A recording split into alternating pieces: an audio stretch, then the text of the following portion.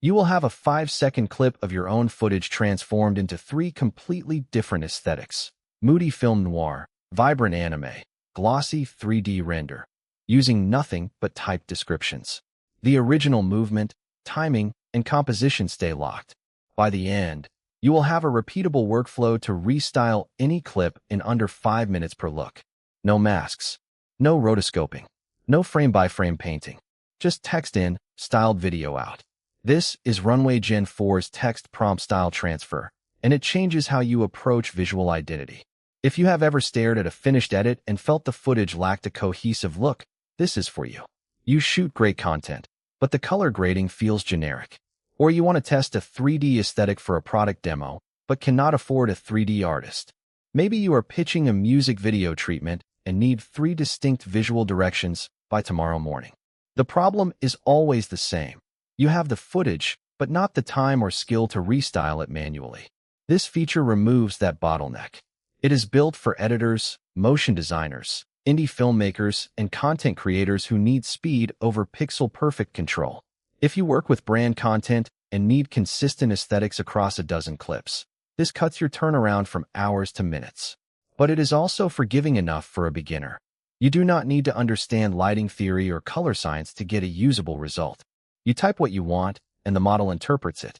The key is knowing what to type, and that is what this walkthrough covers. Open Runway and drop a 5-second clip into a new Gen 4 generation. Choose the image-to-video mode, but use a video as the source. The model will read the motion path and preserve it. First, write a baseline prompt that describes the literal content. Do not add style yet. This step matters because it anchors the model's understanding of what stays constant. If you skip it, the restyle will drift and change the subject's identity. For a test clip of a person walking through a parking garage, type a person walking through a concrete garage, medium shot, natural motion. Generate this once without any style modifier. You are creating a reference point. This takes about 30 seconds. Now you have a neutral version to compare against everything else. For the first restyle, append a strong visual direction to the same prompt. Type a person walking through a concrete garage, medium shot, natural motion, shot on 35mm film, heavy grain, muted colors, cinematic lighting.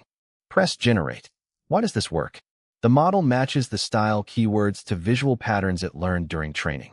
You are not describing editing steps. You are describing the finished aesthetic. That is why you say 35mm film and not add grain. The model understands the full package: grain, contrast, color response, halation. Wait for the generation to finish. It takes about 50 seconds for 5 seconds of footage. Compare the output to the baseline. The person, the walk, and the garage remain intact. The mood has shifted completely. For the second style, replace the aesthetic keywords. Keep the base prompt identical.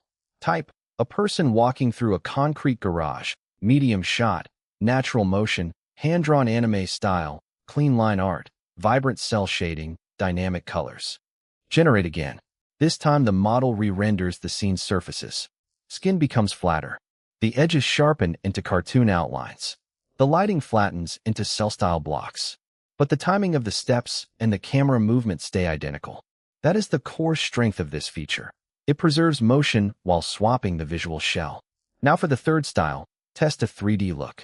Type a person walking through a concrete garage, medium shot, natural motion, high-end 3D render, Pixar style, soft global illumination, subsurface scattering. The result looks like a CGI remake. The concrete becomes stylized. The person's proportions shift subtly toward a cartoonish scale. This is where you see the model's limits, but also where you decide which style fits your project. Let me run a real test right now. I used a clip I shot last week, a cyclist crossing a bridge at golden hour, for seconds long, 1080p, about 12 megabytes. First, I generated the baseline with no style. That took 48 seconds. Then I applied a film style. Shot on Kodak Portra 400, warm tones, gentle halation. The result came back in 52 seconds. The grain was organic, not a static overlay, and the highlights bloomed slightly. Visually, it matched a scanned film frame. The motion blur looked natural, not artificial. File size came out at 9.8 megabytes for the restyled clip. Then I tried a cyberpunk anime look, neon-soaked anime background, dramatic rim lighting, sharp outlines.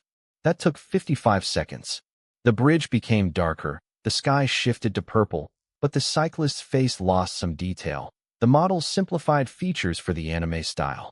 Finally, a claymation 3D look. That took 61 seconds and produced a charming, tactile result. The total time for all three styles was about 3 minutes. Cost-wise, each generation consumed 1 credit on my plan, which works out to roughly 12 cents per clip on the standard tier. The baseline plus 3 styled versions cost less than 50 cents total. Now the honest limits. First, motion complexity breaks the model. This feature works best with simple, predictable motion, walking, driving in a straight line, or a static camera with a moving subject. If your clip has fast cuts, quick pans, or lots of overlapping action, Gen-4 will struggle. I tested a clip of a dog catching a frisbee midair, full of sudden direction changes. The restyle produced warping artifacts around the dog's paws, and the frisbee became a blob in 1 frame. The motion preservation fails with high-velocity movement. Second, text rendering is unreliable. If your source video has any readable text, a sign, a logo, a shirt print, the model will distort it into gibberish.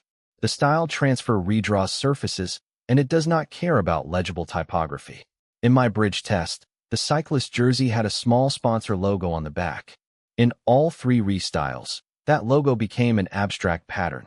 For anything with on-screen text, this feature is not usable. Also, consistency across a longer sequence is a gamble. If you need to restyle a full 30-second shot, you cannot do it in one pass. You have to split it into clips, and the style may drift between generations. The model does not remember the previous output. You might get slightly different grain patterns or lighting from clip to clip. Who should not use this? Anyone working professionally with brand-approved aesthetics.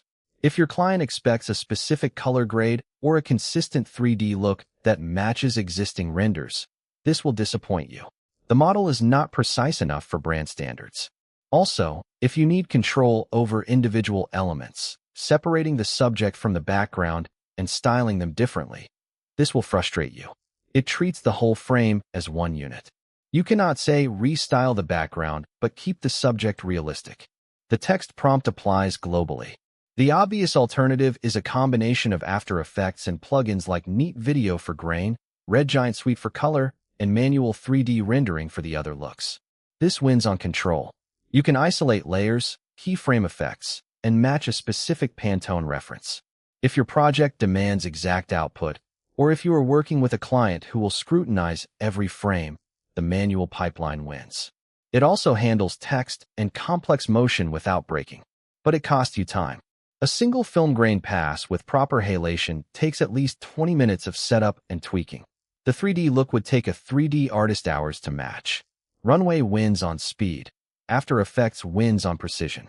For a quick pitch or a social post, Runway is unmatched. For a broadcast spot, go manual. Today, take one clip you already have, open Runway Gen-4, and restyle it into a film look using only a 2-line text prompt. Compare it to your original and see how much texture you gained. Then try one exaggerated style, anime or 3D, and push it further than you think you should. The model rewards bold prompts. Next episode, we take this same workflow and blow it up for green screen and background replacement.